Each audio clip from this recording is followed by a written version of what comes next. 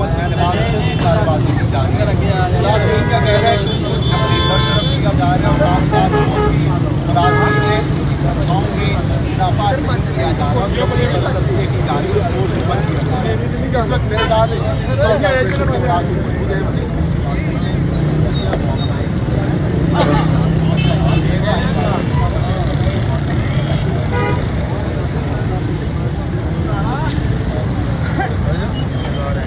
फैसलाबाद में 7 मुलाजमीन थे, फैसलाबाद जोन में 350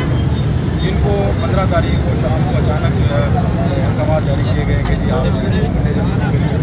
जबकि ये वो मुलाजमीन है जो 17 साल से दुनिया कर रहे हैं। अदालतों ने इनके अपने फैसले दिए हुए हैं कि इनको परमानेंट किया जाए और ये ज़ालिम हुकूमत और हमारी जो ज़ालिम मैनेजमेंट है वो ना तो अदालती फैसलों पर अमल कर रही है, उल्टा ये